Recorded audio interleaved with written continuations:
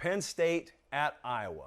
This is a 4 p.m. Eastern, 3 p.m. local time kickoff. It's this Saturday. Iowa is a short favorite right now. This game, I believe, is on Fox.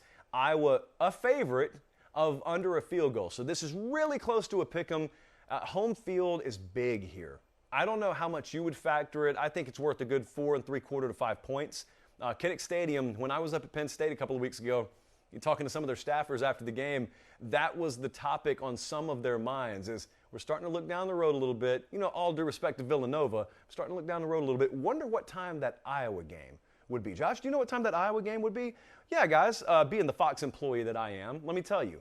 Oh, wait, I have no clue. But I did suspect that it was going to be a noon game. Well, we didn't get the noon kickoff, but we also don't have a night game. It's a happy medium. So it's a 4 o'clock kickoff. Listen, there's been an ugly, ugly rumor floating around. Colin, you know what the rumor is. It is Josh hates Iowa. Josh does not hate Iowa. No, he does not. The ammunition you have used to fuel this rumor is, number one, I don't have them ranked as highly in the JP poll as the AP does. But I got news for you. I don't have Penn State as high in the JP poll that we're going to show you later in the show as the AP does. I haven't been called a Penn State hater. And secondly, this is really what I think it stems from. Probably Chris Hassel's trash talk, or as we like to call it, harassment. But more specifically, I think it's because we're not going to Iowa City this week. And I just got to tell you, this was not an apples to apples. I've already seen Iowa in person this year. I've already seen Penn State in person this year. Conversely, I've never seen this year OU or Texas. I've never gone to Red River, and it's a rivalry game. Also, it's a noon kickoff, so I can get back in Nashville that same day. There was a lot working against this game. But that doesn't mean there's hatred there. So let's dive into the actual game, because the biggest challenge here is finding really the discernible edge. Look how lean forward I am. I'm into this thing. Outside of home field advantage, where are the discernible edges? I sat in what I guess is my office. I don't know, I just stole a conference room today. There's no one in the building, so we can sit wherever we want to. And I sat there and I had paper strewn all over the place. I actually, and I rarely do this, I actually went over to our buddies at College Football Nerds. And I watched their preview of this game because I was very interested to see what their model said. And I think they had something that was just absurd because of all the turnovers Iowa has forced. They had Penn State, I think, significantly outgaining Iowa.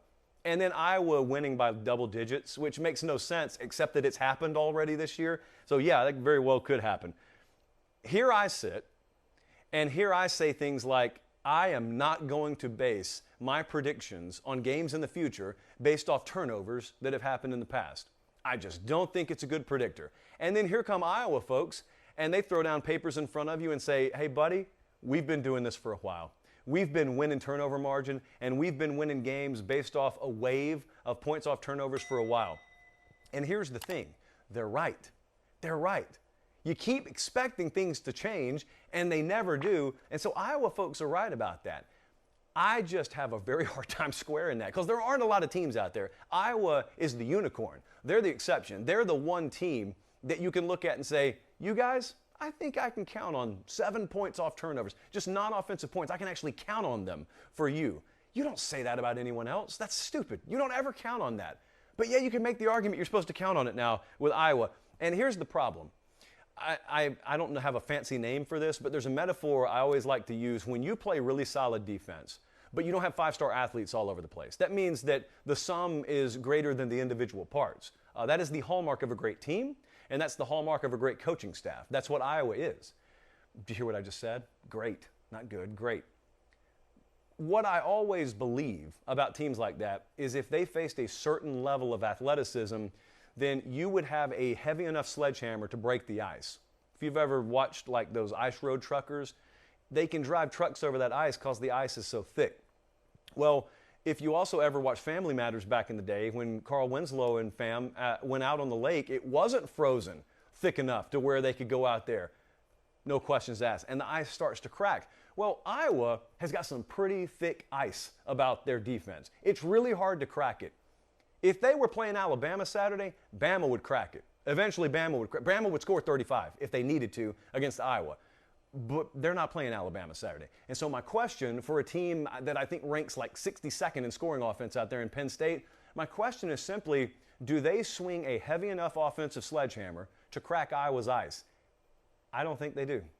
And I also really, really need to speak slower when I say that kind of sentence, because when we're talking about cracking Iowa's ice, if you say it fast, it really sounds a lot dirtier than I want it to. But I don't think they can do it. And Jesse, by the way, producer Jesse up in Connecticut, is a Penn State alum. And I pressed him a couple of weeks ago when they played Auburn. I said, Jesse, let's just be real. Between you and me, the fate of your entire family is on the line. Who are you picking? He said, I'm going to pick Penn State. And he said it again today. He said, I'm going to pick Penn State. You didn't even ask me to put my family on the line. I'm going to pick Penn State this time. I feel okay about it. Here's the key for Penn State, because I don't know. I'm much more trepidatious, if you will. Here's the key for Penn State, though. They got to be clear about what they need. And what I mean by that, since it sounds very commonsensical, Penn State's just got to be clear about what they need. And here is what I mean to a finer point. If you have an even turnover game, you got to believe, if you're Penn State, we play some pretty salty defense ourselves. If we can score 20 offensive points in an even turnover game, that should be enough to win. For the record, I believe that in an even turnover game, 20 offensive points, plus whatever else you get, would be good enough to win. Here's what that means. That means if it's 3rd down and 13, you just live to fight another set of downs and you punt the ball. If you go for it on the 3rd and 3, well, of course you go for it on 3rd down. I mean, if you're sitting there 3rd and 3 and then you're 4th and 1, you may have to punt it. You may have to go against the more aggressive script, in other words, that college football and analytics says you should go, because you don't have to trade points. You don't have to do that. You got to understand that Iowa looks at you and Iowa views one of their most important offensive weapons as your offense. You are one of Iowa's biggest weapons. Iowa State didn't realize it. Maryland didn't realize it. So many victims before. Indiana didn't realize it. Iowa's best chance to score is when your offense is on the field. So don't let it happen. Be comfortable in being patient. And don't let them sit there and tempt you to come meet them in the deep end of the pool. You don't have to do that. If you trust your recruiting and development and you trust your athletes, over a 4-quarter game, you should find enough margin to get the victory. But it's not going to happen in the first quarter. It's not going to happen by halftime in all likelihood. Huge week for Sean Clifford, quarterback at Penn State. Huge week for Mike Yursich, formerly Tom Yursich, on this show. They've got to operate efficiently early, because what they can't have is the usual Iowa gets up on you and then they just sit back and get ready. They just duck down in the tall grass and they get ready. You can't have that. How about for once, try and see what Spencer Petras looks like when he has to operate under pressure. Try and put them in a situation where they got to throw the ball. Feels like we'll never see that with Iowa. Well, it stands to reason. You're the best team they've played so far. You actually are also the best team they've played so far, so that kind of balances out. But there's a stat that I don't know if it exists, but I would call it, if it did exist, the hinge per play factor. The hinge per play factor in this game will be off the charts, meaning every single play they run in this thing could have such a wild, wild effect on the outcome, because points are going to be at such a premium. So, Jesse, let's show the folks what the model ran and then said about this thing. I'm going to tell you what I think. So the number right now is Iowa -2. Okay, that's our latest number. We, again, for the second game in a row, at least the model, thinks the wrong team is favored. The model has Penn State -1.5. Now, what that means is the model believes Penn State is about 5 points better than Iowa on a neutral field, and home field's bringing that down there. That's what it says. I believe the gap between the teams is probably a little bit smaller than that. And so by the slimmest of margins, I will roll with the model. And I'm telling you, I'm on the seesaw, and it's leaned 51% over here, but I am going to take Penn State to cover and, of course, Penn State to win the game.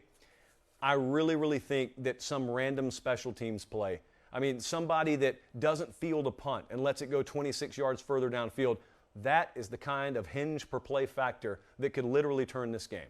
You watch Texas, Oklahoma, I mean, there may be 50 or 60 first downs combined. You watch this game, you are going to fight. You're going to knife fight to get every first down.